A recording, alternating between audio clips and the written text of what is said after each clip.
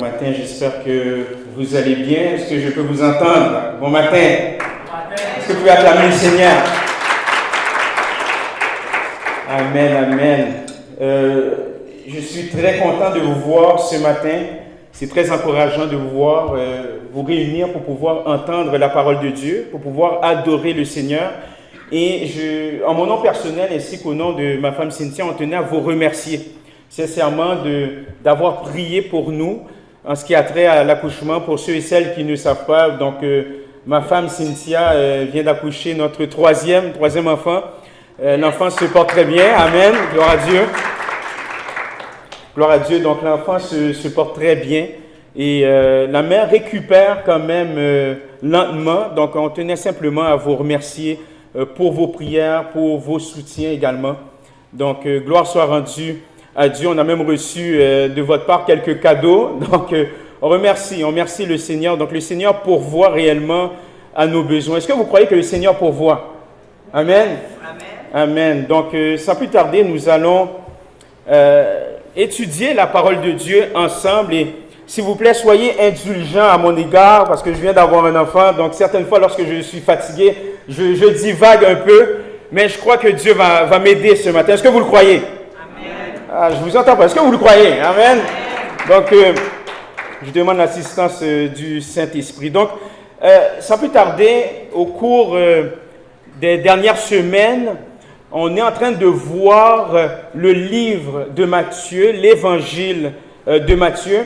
Et j'aime à nous rappeler pourquoi on fait ça. On parcourt les livres de la Bible pour découvrir Jésus-Christ. Parce qu'on a une fâcheuse tendance à penser que Christ est apparu dans la nouvelle alliance.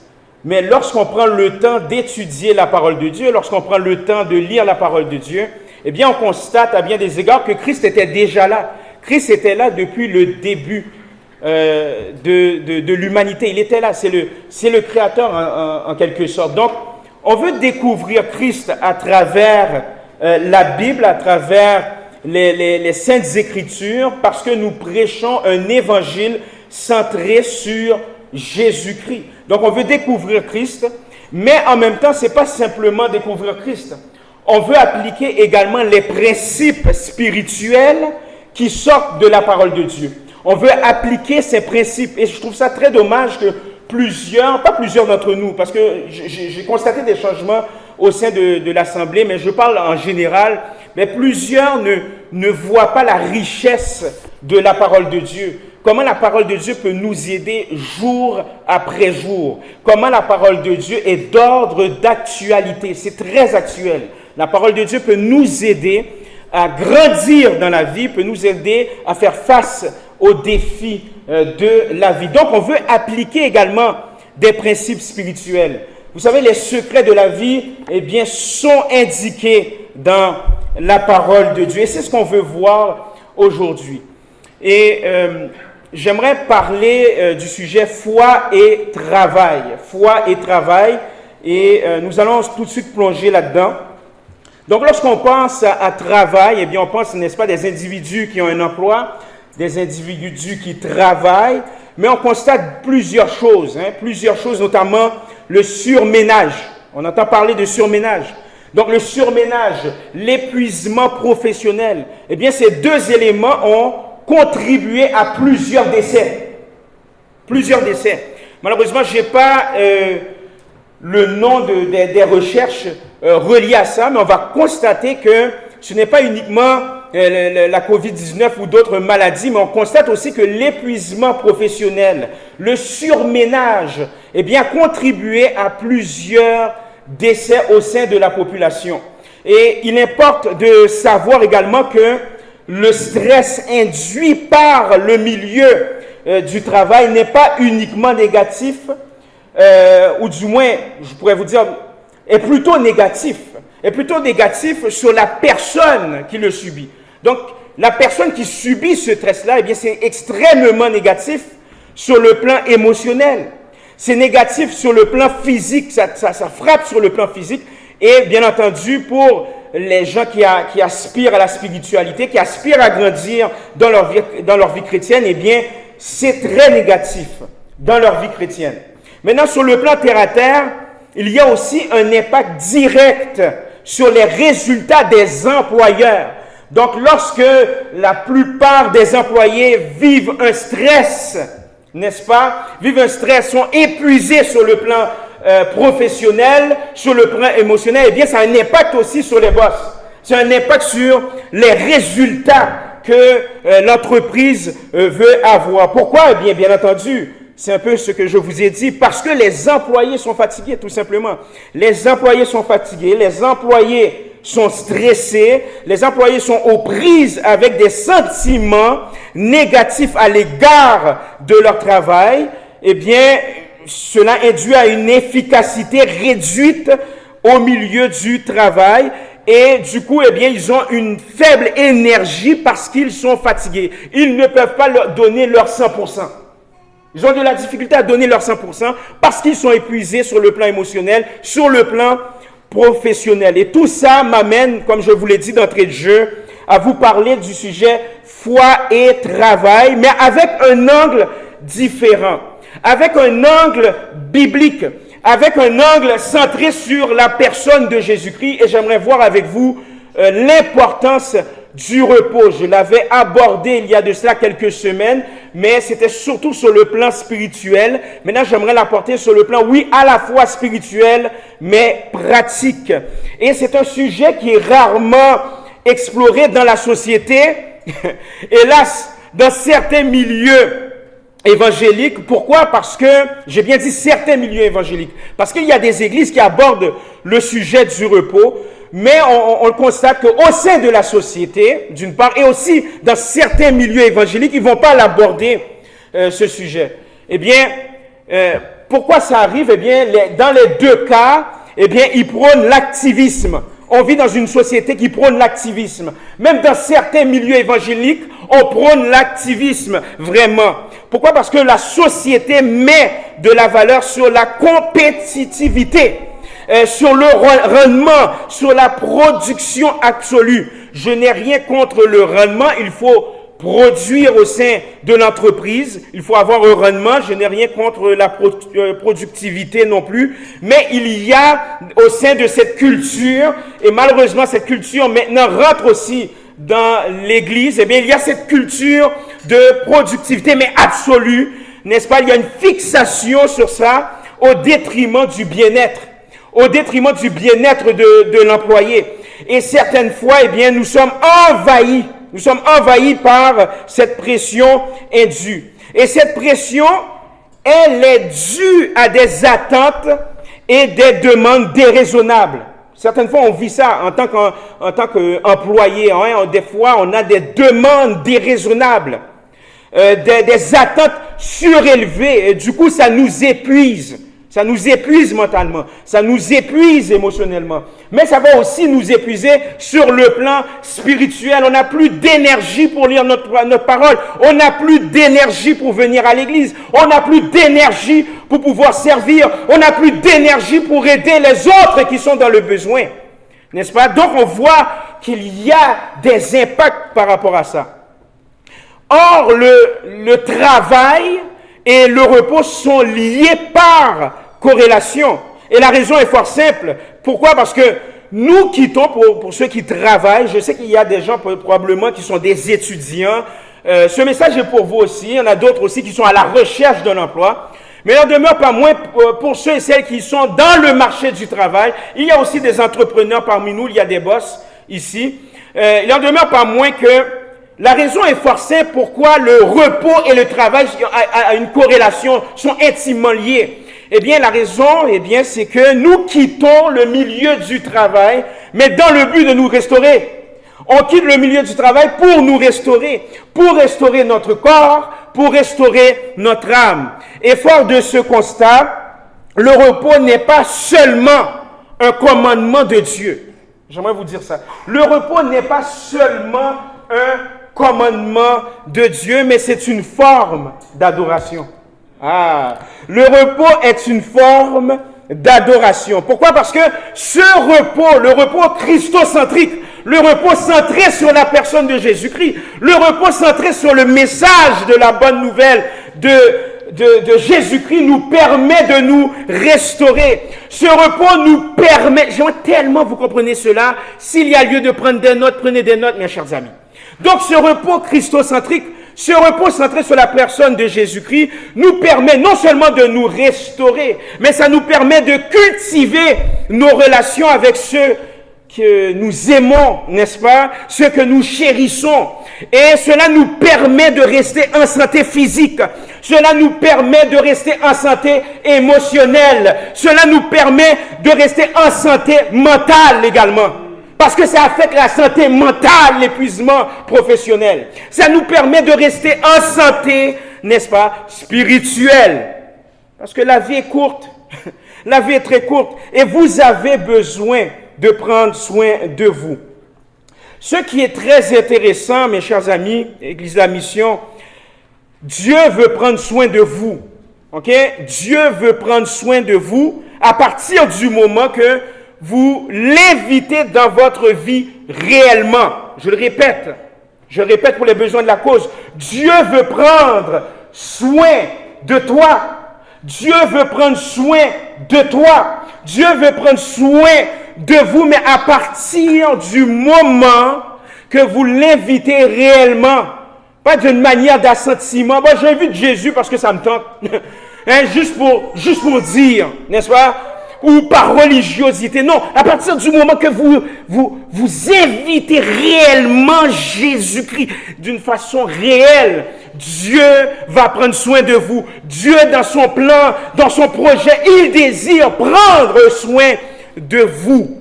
Et je vous invite à poser vos yeux sur ce que Matthieu a écrit au sujet du repos. Donc, vous allez tourner avec moi, Matthieu qui était un disciple de Jésus par ailleurs. Donc, Matthieu chapitre 11, verset 28.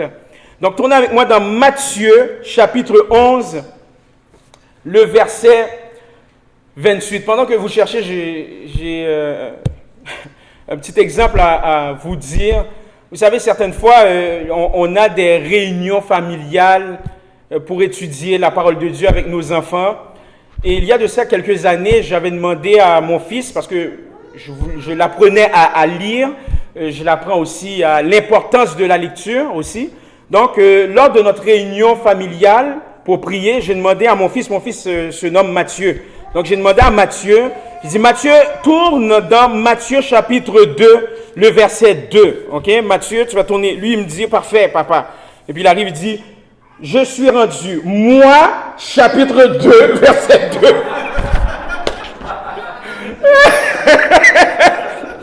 2. Moi, chapitre 2, verset 2. Il dit, bon, ok, all right, c'est bien ça. Ça m'a fait prier. Donc, à chaque fois que je lis l'évangile de Matthieu, je pense à cette anecdote-là. Moi, il se lève, moi, jamais. En tout cas, je voulais simplement vous partager ça là. Donc, Matthieu chapitre 11, le verset 28, je lis pour vous. C'est un texte qu'on a vu plusieurs fois et la plupart d'entre vous, vous connaissez ce texte. Venez à moi, vous tous qui êtes chargés, vous tous qui êtes fatigués et chargés, et je vous donnerai du repos. Je relis. Venez à moi, vous tous qui êtes fatigués et chargés, et je vous donnerai du repos. Eh bien, ici, Matthieu, qui était un adepte de Jésus-Christ, qui était un disciple, nous relate une formulation de son maître, une formulation de Jésus au sujet du repos. Eh bien, ici, vous le voyez ici, Jésus formule une invitation ouverte. Une invitation ouverte à tous ceux qui ont le poids de leur propre échec spirituel. Et certaines fois, on vit, n'est-ce pas, un échec spirituel. Ça nous arrive, on est tellement fatigué, ça ne nous tente plus de lire la Bible, ça ne nous tente plus de venir à l'église, ça ne nous tente plus de prier parce qu'on est tellement soucieux de notre vie. Et pour d'autres, un échec spirituel, c'est des gens qui n'ont pas encore pris le temps de découvrir qui est Jésus-Christ.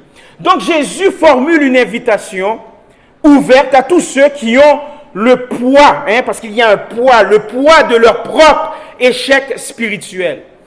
Ainsi, Jésus s'adresse à ceux qui cherchent réellement, qui le cherchent réellement, qui cherchent réellement le Seigneur Jésus, mais qui sont fatigués. Qui sont fatigués de faire des efforts incessants pour se sauver eux-mêmes. Un désir se sauver eux-mêmes. C'est-à-dire que l'objet de la foi n'est ni un mouvement. L'objet de la foi chrétienne n'est ni l'Église. L'objet de la foi n'est ni un ou des responsables d'église, mais c'est une personne. Et cette personne, c'est Jésus-Christ. C'est Jésus-Christ qui est l'objet de la foi. Et Jésus-Christ va même plus loin. Okay? Jésus l'a exprimé qu'il est lui-même l'objet de la foi. Mais là, dans ce texte, Jésus va même plus loin. Jésus va affirmer à ces personnes qu'il est lui-même le vrai repos. Il personnifie le vrai repos. Et ce repos est spirituel. Ce repos est permanent. Ce repos est un cadeau de Dieu. C'est-à-dire, c'est un don de Dieu. Conséquemment, cela n'a rien à voir à se prouver spirituellement bon. On n'a rien à voir, on n'a pas besoin de démontrer à Dieu que nous sommes bons pour avoir son approbation. On n'a pas besoin de se prouver spirituellement devant nos leaders, devant d'autres personnes, devant un mouvement. Non. Dieu veut démontrer que cela n'a rien à voir à se prouver spirituellement bon devant Dieu, devant les autres, ou voire même envers nous-mêmes. Parce que certaines fois, nous sommes durs envers nous-mêmes. On va dire, oh, j'ai oublié de lire ma parole de Dieu, oh, je suis un pas bon, je ne suis pas spirituel, etc. Donc, on se met nous-mêmes un poids spirituel. Mais maintenant, Jésus-Christ nous invite à lui faire confiance. Donc, c'est faire confiance que ce repos existe. Ce n'est pas le fruit d'une imagination, ce n'est pas une image ou une allégorie. Non, ce repos existe. Ce repos est bel et bien réel. Et cette découverte va inévitablement influencer votre vie quotidienne. Pourquoi je vous dis ça? Si on reconnaît le repos spirituel, le repos qui est centré sur la personne de Jésus-Christ, si on reconnaît que le repos le vrai repos repose en Christ, donc c'est-à-dire que je n'ai rien à prouver à Dieu, à moi-même ou aux autres, eh bien, je vais reconnaître aussi le repos physique. Ah, parce que tout commence par le spirituel. Donc si je reconnais le repos spirituel, que spirituellement parlant, je dois me reposer, mais je vais reconnaître également l'importance du repos physique. Est-ce que vous comprenez? Pourquoi? Parce que le spirituel va affecter également le corps. Je le répète, le spirituel va affecter aussi le corps. Et ne pas accepter le repos de Dieu, ne pas accepter le repos centré sur Jésus-Christ, ne pas accepter le repos spirituel qui émane de Jésus-Christ, eh bien, c'est de compter sur notre propre sagesse. Lorsqu'on n'accepte pas le repos centré sur Jésus-Christ, c'est de compter sur notre propre sagesse.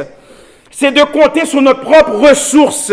C'est de compter sur notre propre capacité plutôt que sur le repos de Jésus.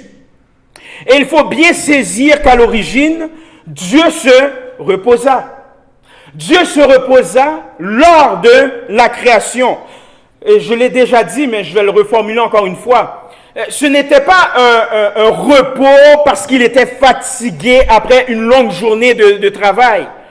Mais c'est celui de la cessation de l'activité de création qui fait place à l'activité de contemplation. Je vais le répéter parce que je vois certaines personnes me regardent bizarre là. Je le répète. Le repos, quand Dieu se reposa, c'est pas parce qu'il était fatigué. Ok? C'est un repos de la cessation de l'activité de la création, mais qui va laisser place à l'activité de contemplation. Qu'est-ce que cela veut dire? Eh bien, Dieu, en se reposant, conserve sa création. Lorsque Dieu se repose, il conserve sa création. C'est-à-dire qu'il contemple sa création. Lorsque Dieu s'est reposé, il a contemplé sa création. Il a admiré sa création. Il était ébloui par sa création. c'est une forme d'adoration. C'est une forme d'adoration. Eh bien, de même, parce que Dieu, c'est notre exemple, eh bien, de même, eh bien, nous qui croyons en Dieu, eh bien, il y a des moments dans lesquels nous devons cesser toute activité et faire place au repos. C'est-à-dire, ce repos spirituel qui va se résulter aussi à un repos physique, eh bien, ce repos spirituel, c'est une activité de contemplation. C'est-à-dire, je dois me dire, je m'arrête. Je dois me faire violence certaines fois. Je m'arrête. Vous devriez vous dire, je m'arrête. Je dois relaxer. Je dois prendre un temps pour moi. Je dois relaxer. Je dois me détendre. Je dois admirer la création de Dieu. Je dois contempler la création de Dieu. Et non seulement que je dois admirer la création de Dieu, non seulement que je dois contempler la création de Dieu, qu'est-ce que Dieu a fait dans ma vie? Qu'est-ce que Dieu a créé dans ma vie? Quels sont les potentiels que Dieu a créés dans ma vie, en moi? Eh bien, je dois aussi prendre le temps d'admirer Dieu. Je dois prendre le temps d'admirer le Seigneur. Et en ayant cette mentalité, je ne vois pas le repos simplement comme étant un commandement de Dieu, mais comme une adoration. Comme une adoration. C'est dire, nous prenons le temps d'adorer Dieu. Paradoxalement, en s'appuyant justement sur cette vérité spirituelle, eh bien, on pourrait dire que le repos est un travail difficile. C'est un travail difficile. Et je nous encourage, je me mets là-dedans pareillement, je nous encourage à se reposer avant de nous fatiguer. Okay? Je nous encourage à le faire, je nous encourage. Dis-le à ton voisin, repose-toi avant d'être fatigué. Dis-le. Si tu n'as pas de voisin, ne t'inquiète pas, on ne va pas penser que tu es fou, non? Ne t'inquiète pas, n'est-ce pas? Ok, tu peux le dire. De toute façon, tu as le masque. Tu as le masque. Donc, il ne faut pas attendre, il ne faut pas attendre d'être extrêmement fatigué pour penser à nous reposer. Ok, certaines fois, on va attendre qu'on est extrêmement fatigué. Mais on pense, il faudrait que je me repose finalement. Non. Et certaines fois, et ça m'est arrivé, je le confesse, vous savez, quand il y a beaucoup de choses à faire, c'est tellement facile de continuer, mais tant qu'on a de l'énergie. On sait fort bien qu'on doit se reposer, mais on sent qu'on a encore cette énergie-là. On s'est dit, non, j'ai tel dossier à régler encore une fois, j'ai tel projet à régler, je vais le faire, mais je vais attendre jusqu'à temps que je sois épuisé. Et ça, c'est dangereux. C'est dangereux mentalement. C'est dangereux sur le plan physique et c'est dangereux également sur le plan émotionnel et spirituel.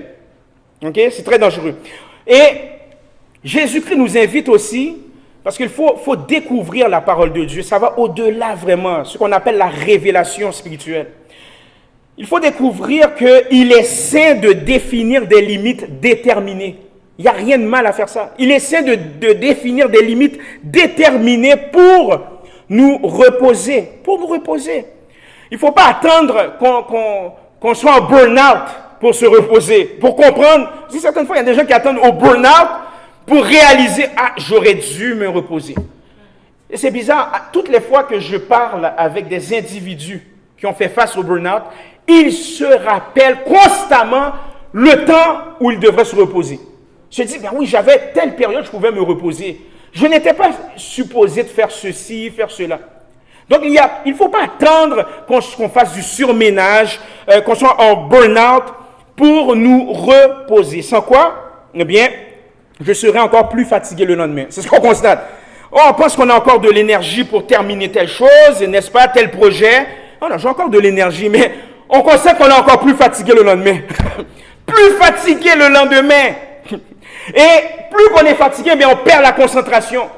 On perd la concentration et puis on devient aigri. On devient de mauvaise humeur. Et au sujet du sommeil, parce que je sais, il y a des gens parmi vous, vous n'êtes pas disciplinés au niveau du sommeil. Ok? Le manque de sommeil, j'ai fait quelques recherches, j'aimerais partager ça avec vous. Le manque de sommeil, vous l'avez entendu, mais je crois qu'il y a lieu de le répéter, le manque de sommeil nuit à la santé. Vous savez, un mauvais sommeil régulier, parce que ça peut nous arriver de temps à autre. Là, je fais mention vraiment d'un mauvais sommeil, mais régulier, ça devient récurrent, eh bien, ça nous expose à de graves problèmes de santé, tels que l'obésité. C'est prouvé, ça. Tels que l'obésité, les maladies cardiaques, le diabète.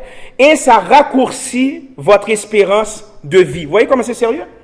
Tu sais, des fois, là, on entend des gens dire que la parole de Dieu, vous savez, c'est passé date, c'est pas d'ordre d'actualité. Non, on vient de le voir. Jésus a parlé du repos. Oui, Jésus, lorsqu'il parle, il y a deux langages. Il y a un langage spirituel, mais vous n'êtes pas sans savoir que le langage spirituel va affecter aussi sur le plan physique, parce que jusqu'à ce que je sache, on vit sur terre.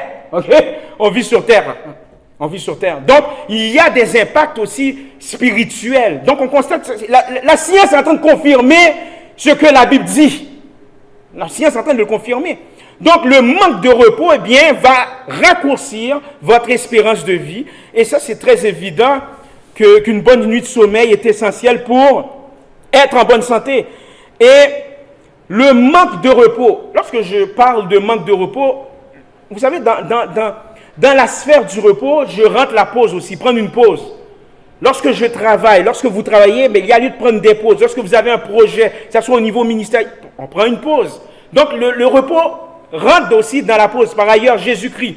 Dans la Bible, lorsque Jésus-Christ prenait un temps de repos, après une grande journée ministérielle, c'est-à-dire qu'il a guéri des gens, il a proclamé la bonne nouvelle du royaume, mais c'est écrit par les adeptes de Jésus que Jésus-Christ prenait des pauses, prenait un temps de recul, un temps pour se ressourcer, un temps pour se reposer. Donc, le repos, lorsque je vous parle du repos, ce n'est pas nécessairement le sommeil, mais aussi prendre une pause aussi. Donc, pause, ça peut être aussi sommeil, ça peut être également vacances, c'est important ça. Donc, le manque de repos affecte aussi le rendement scolaire, ça affecte le rendement professionnel. Et vous savez quoi, ça affecte aussi le rendement ministériel. Lorsqu'on est trop fatigué, ça affecte le rendement ministériel. On n'est pas apte à bien servir le Seigneur. On n'est pas apte à bien comprendre ce que Dieu veut nous dire par tout ce qui se passe dans le service. Pourquoi? Parce qu'on n'a pas assez d'énergie, tout simplement. On manque d'énergie. Donc, bien prendre son repos nécessite, vous savez quoi, je vais dire un mot, la controversée, ok? C'est un mot très controversé au sein de notre génération.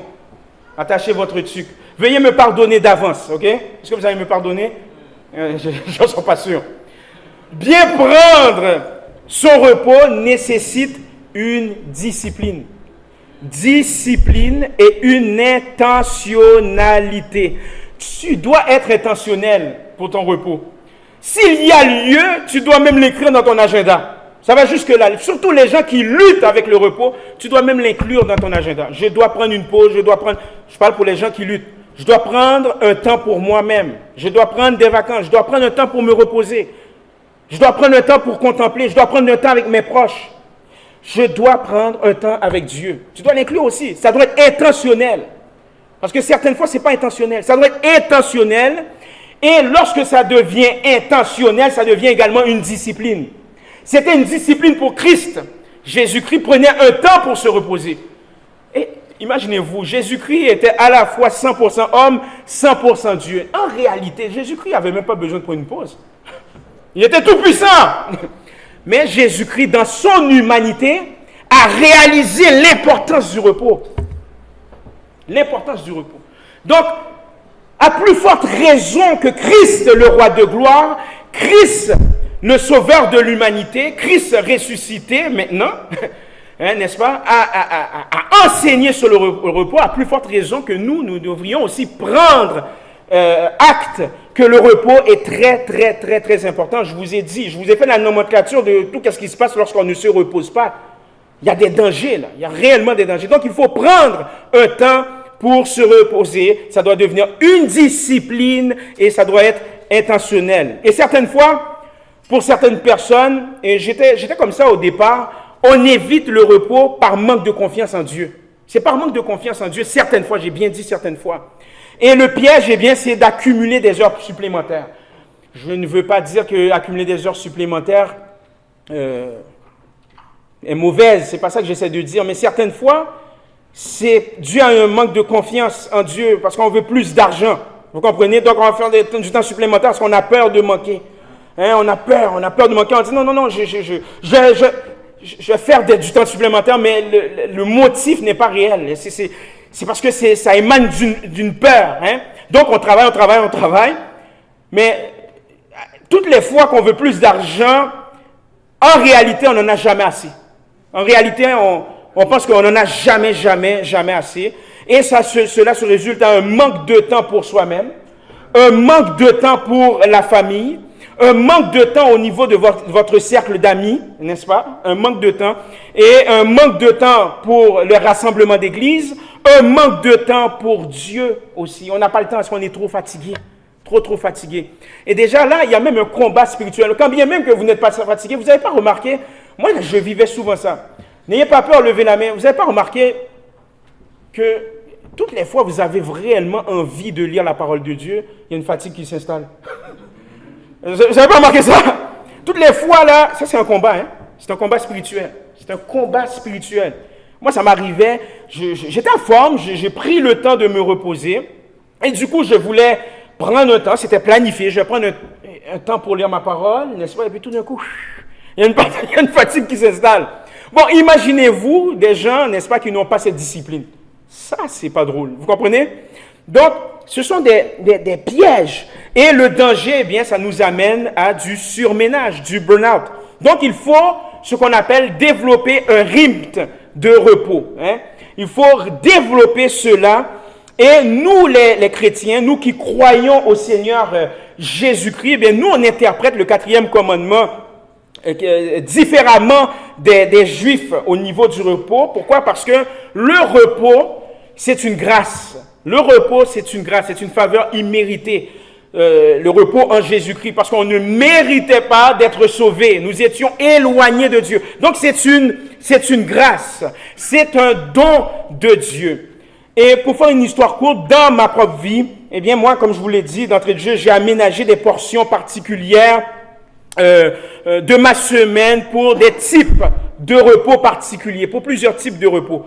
Par ailleurs, il y a même quelqu'un qui était très surpris de me voir ce matin en train de prêcher l'évangile. Je lui ai dit, bon, premièrement, il y a une raison rationnelle, c'est parce que c'est mon 3e enfant, donc maintenant je suis habitué, n'est-ce pas, d'aménager mon horaire.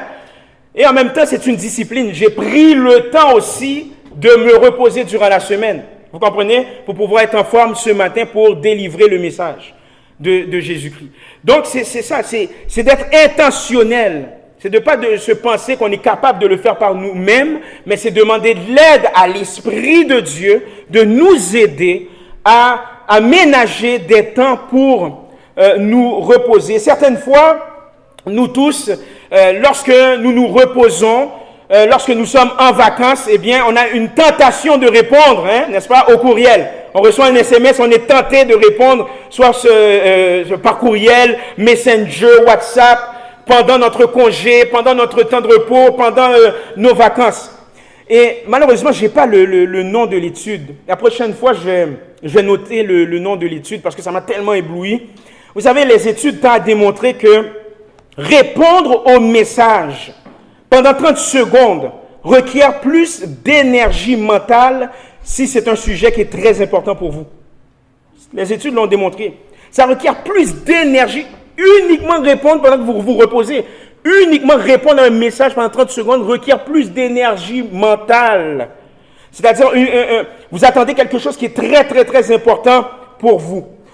Donc, tout ça pour vous dire qu'il est également sage comment je peux vous dire ça, de fixer de bonnes limites et aussi d'aider les gens de votre entourage à ne pas s'attendre à des réponses immédiates par courriel ou par texto lorsque vous êtes en vacances, lorsque vous prenez le temps de vous reposer.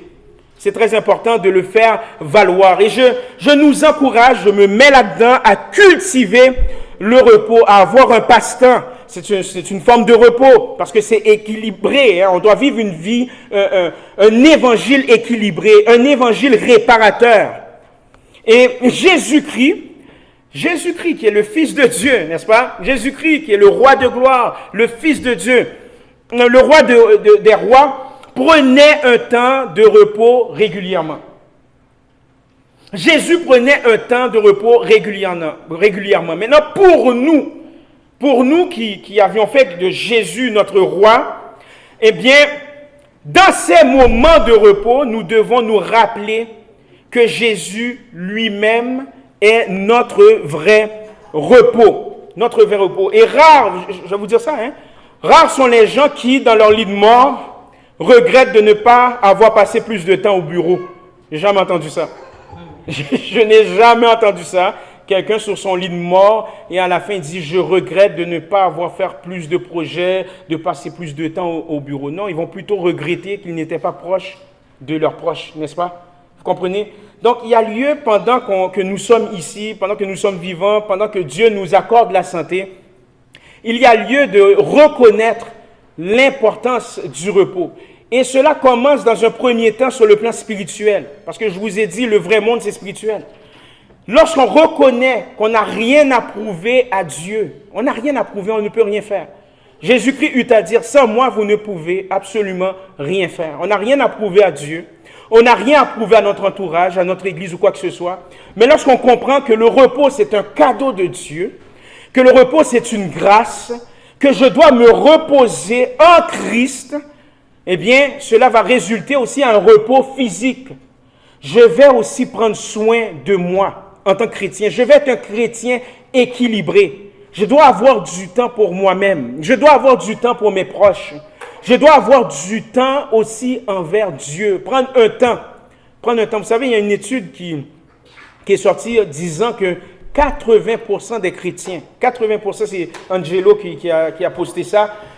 Merci Angelo, c'est très important. 80% des chrétiens lisent leur Bible uniquement le dimanche matin.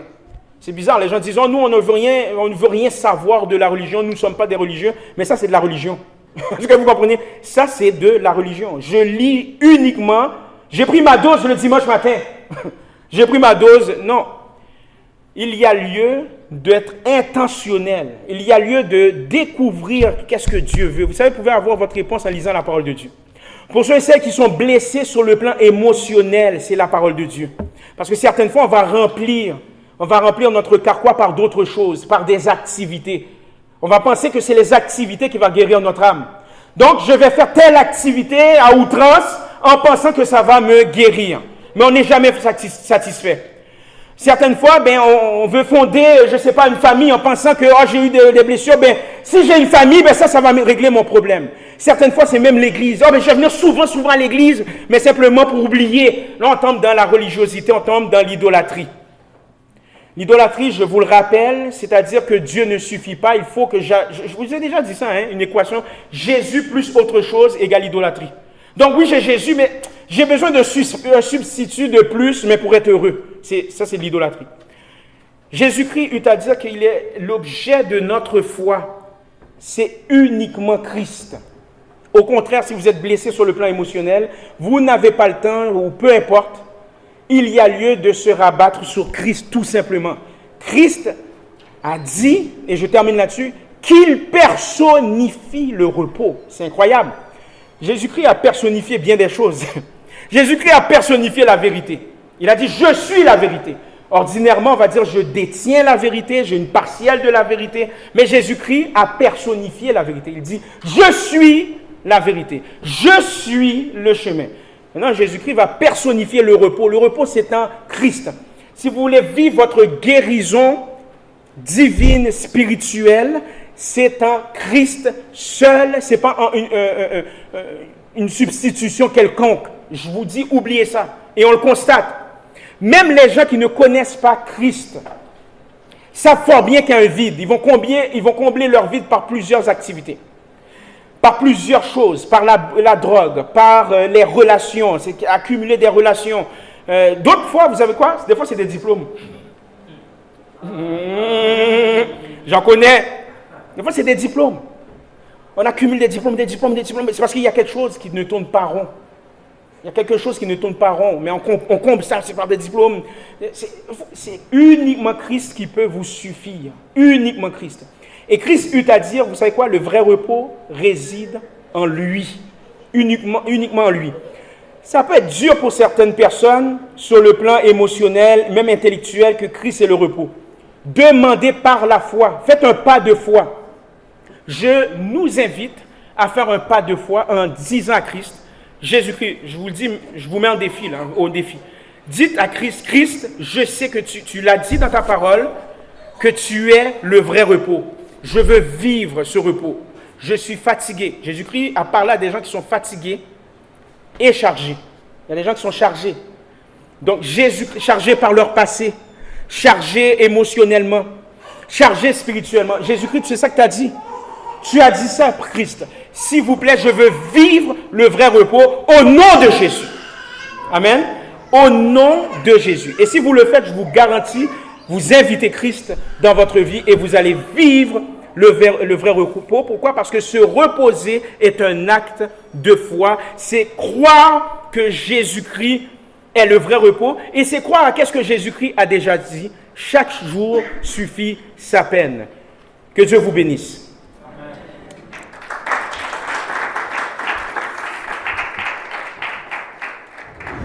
Sans plus tarder, je vous invite à donner